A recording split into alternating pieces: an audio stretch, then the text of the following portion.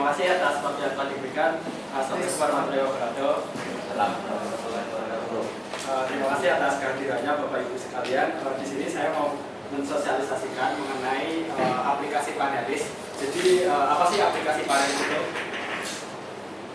Jadi aplikasi Panelis merupakan penyimpanan elektronik sistematis. Jadi kenapa saya memilih aplikasi Panelis di sini? Karena menurut saya di lingkungan KPBJ saya menemukan beberapa permasalahan, yaitu mengenai salah satunya yaitu pelimpahan, di mana pelimpahan saat ini masih prosesnya itu masih belum efektif, yaitu dilakukan dengan cara mengirimkan langsung berkas printout ke bagian KPBJ, di mana hal itu dapat menyebabkan keterlambatan waktu, terus pencatatan tidak terdeteksi dengan rinci dan sebagainya. Oleh sebab itu saya membuat inovasi di sini itu yaitu dengan Panelis seperti itu. Jadi sebenarnya untuk Panelis sendiri ini adopsi dari beberapa aplikasi yang sudah ada. Contohnya di Bandung dan sebagainya itu ada Simpatan dan sebagainya.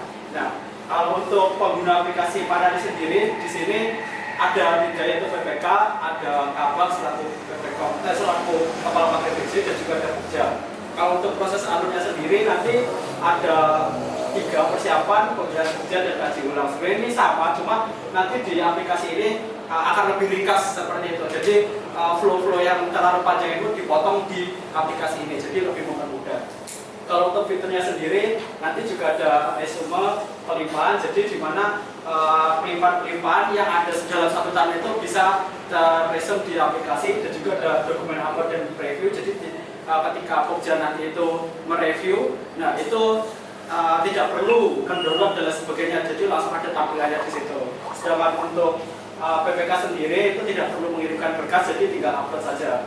Terus juga ada panel diskusi antara Pokja dan PPK, kalau misalnya ada berkas yang masih kurang benar dan sebagainya itu bisa dilakukan di panel sini. Terus juga ada data real time, jadi proses pelimpahan itu sudah sampai mana. Nah itu terdeteksi di sini. Misalnya dari Pokja itu masih mereview satu dokumen atau 2 dokumen dan sebagainya, itu nanti semua terrecord di sini. Nah sedangkan manfaatnya sendiri sudah pasti, yaitu memudahkan proses pelimpahan, mendapatkan data real time dan mempercepat proses pelimpahan. Nah, jadi ini ada gambaran umum mengenai Panelis.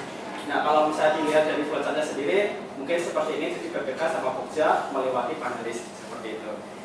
Nah kalau untuk pendaftaran akun, ini flowchartnya nanti sebenarnya di sini yang paling saya tekankan adalah surat keputusan SK, di mana PPK nantinya itu semua pejabat yang terlibat dalam pelimpahan ini nanti harus mengirimkan upload SK ketika daftar, dikarenakan untuk proses verifikasi. Terus kalau untuk flowchart kegiatan sendiri, ini nanti ada PPKOM. Jadi kalau PPKOM sendiri itu sebenarnya prosesnya ada tiga proses di dalam Panelis ini. Jadi yang pertama pasti ada login, terus yang kedua itu nanti ada proses upload dokumen, dan juga yang terakhir itu proses persetujuan. Jadi cuma ada 3 proses itu aja. Jadi sangat mudah sekali. Nah kalau untuk prosesnya tampilannya seperti ini. Di sini ada proses reviewnya, terus nanti di sini ada paket persiapan dan sebagainya. Tampilannya resamo dan sebagainya itu terlihat di dashboard ini. Nah ini nanti PPK menambahkan, terus lagi penambahan pengadaan. Jadi di sini PPK nanti tinggal menambahkan pengadaan dan juga langsung upload. Nah di sini proses yang paling utama ada di sini PPK, yaitu mengupload berkas dokumen. Nah di sini nanti semua berkas-berkas dokumen itu ya, kalau di Panelis sendiri untuk dokumennya itu ada 8 yang wajib diupload, dan di sini PPK itu harus wajib mengupload, soalnya kalau misalnya tidak diupload nanti tidak bisa dikirim. Nah berkasnya ada surat permohonan tender, DPA, RUP, SKPPK, KK, harga berkas sendiri dan kontrak, dan dokumen lainnya. Nah kalau di sini memang ada 18 dokumen, tapi untuk di Panelis sendiri rencana kami itu dipersingkat menjadi 8 dokumen yang utama yang harus di-upload di dalam Panelis ini. Seperti itu. Dan ini adalah tampilan terakhir untuk PPK apabila dokumen sudah diupload, nanti semua berwarna hijau. Misal ada satu yang masih belum diupload, itu berwarna merah, dan itu masih belum bisa di proses pengajuan seperti itu. Nah kalau misalnya sudah hijau semua, nanti PPK mengajukan tanda tangan dan juga pengajuan seperti itu. Nah, setelah dari PPK itu melakukan pengajuan, nanti dilanjutkan yaitu dari kabak, dari bagian dari kabak. Dari kabak sendiri nanti akan login. Nah, setelah login nanti ada notifikasi paket itu dapat pelimpahan dari misalnya OPD mana seperti itu. Nah, nanti ada di menu pesan. Nah, nanti dari Bapak Kabak di sini prosesnya cuma ada dua, yaitu cuma menyetujui pelimpahan, dan juga yang kedua adalah memilih Pokja seperti itu. Dan ini adalah tampilannya. Untuk tampilannya, jadi nanti Bapak Kabak ini langsung menentukan. Jadi ketika ada dokumen pelimpahan dari OPD, ada notifikasi, langsung Bapak Kabak menyetujui, habis itu memilih Pokja yang akan mereview dokumen tersebut seperti itu. Jadi prosesnya cuma sekitar 2 langkah saja. Bapak Kabak cuma 2 langkah, PPK 3 langkah seperti itu.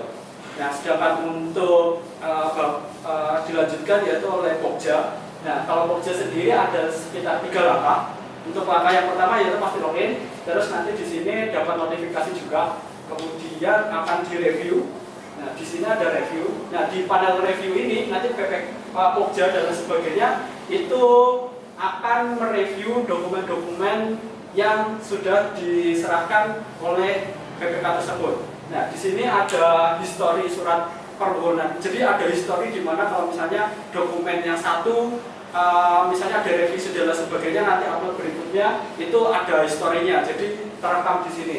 Dan juga ada panel diskusi di mana panel diskusi tersebut itu misalnya PPK sama Pokja itu ada yang dokumennya salah, itu bisa diskusi di panel sebelah kanan itu. Terus preview surat permohonan, bisa ada previewnya di situ. Previewnya tidak perlu di-download, jadi sudah tampak di aplikasi tersebut.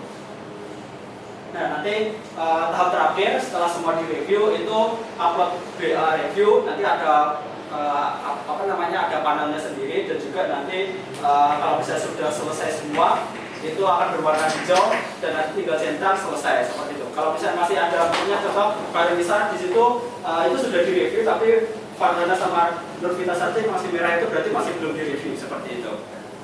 Itu tahapan dari proses panelis. Dan nanti kalau misalnya sudah upload BA review yang ditandatangani sama PPK sama Pokja nanti sudah selesai. Nah, itu berarti proses pelimpahan nanti akan diproses ke tender seperti itu.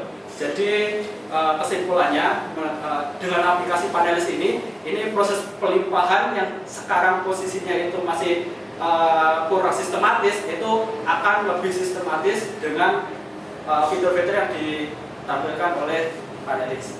Terima kasih. Seperti itu. Mungkin ada masukan Bapak Ibu.